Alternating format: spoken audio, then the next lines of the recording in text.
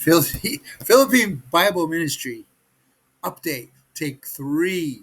I didn't like the first one. I ran out of power on the second one. I forgot to plug in my laptop. So here we go. Third time's the charm, baby.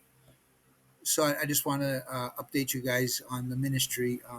We made our final, well, almost our final payment. We still have he's holding back the last 2% till we take possession, but on the house of ministry down there in the beach.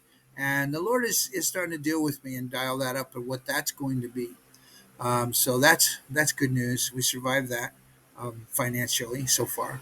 And then the other good news is this book right here. I believe it's actually readable now. It's been edited several times, and I ordered it from the U.S. And now I'm going to take it down to a local printer and see and have a bunch of copies made and give them out to churches. I had a guy. There's a couple of Baptist churches, so, and I think some of the local people here. As a matter of fact, my young friend Miro um, is doing a youth group on Saturday, and he asked me for stuff to do. So he says, "Do you have any idea?" Because what should I be teaching these guys? It's pretty much the same group that comes on Sunday nights, young guys, high school age sort of. I said, well, why don't you use this book? Because it's the reason I changed it to young people instead of kids is because it's fine for anybody really. You don't need anybody who doesn't know a whole lot about the gospel. It's just a simple history of the fall, the whole story, right? So that's awesome. So when I print these up, I'm going to print some up for him and some for this church.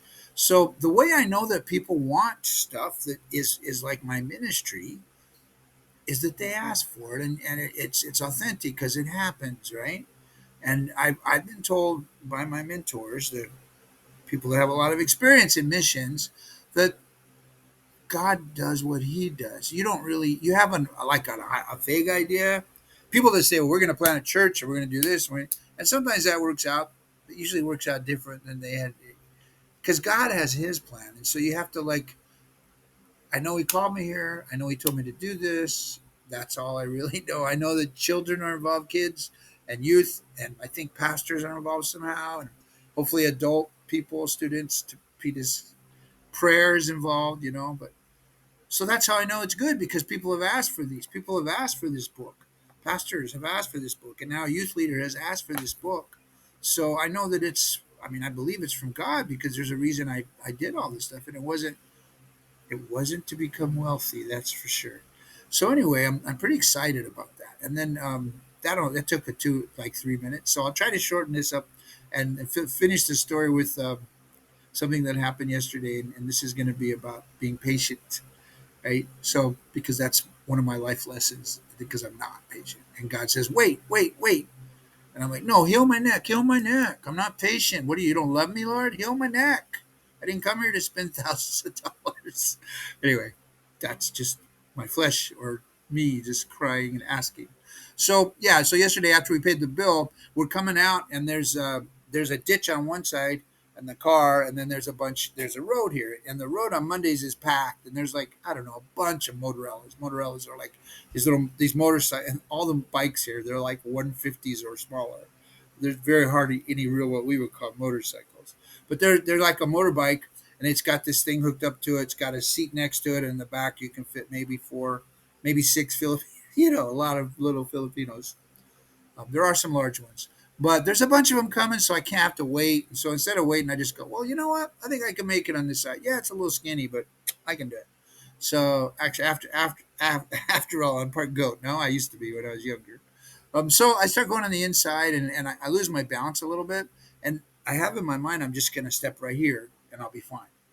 But my wife didn't know that, and when she saw me stumble, her reaction as a wonderful protective wife was to grab my shirt, which, when you think about the dynamic of it, with my weight falling and her weight holding, and the shirt being made out of mostly cotton, something's going to give here. It probably wouldn't have helped.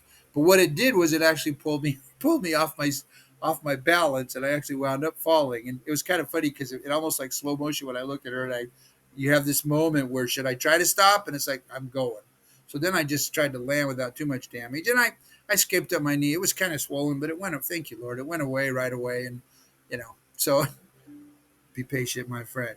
God bless you guys. So that's really all I want to say. Once again, just like when I got the car hit, if I had just been patient and waited a few minutes, and yeah, maybe I can make it down that side, but maybe you're not 40 years old anymore. You're not 40. You're 67. So that's it, little brother, little sister, big brother, big sister, who's ever watching. God bless you guys. Ta ta for now.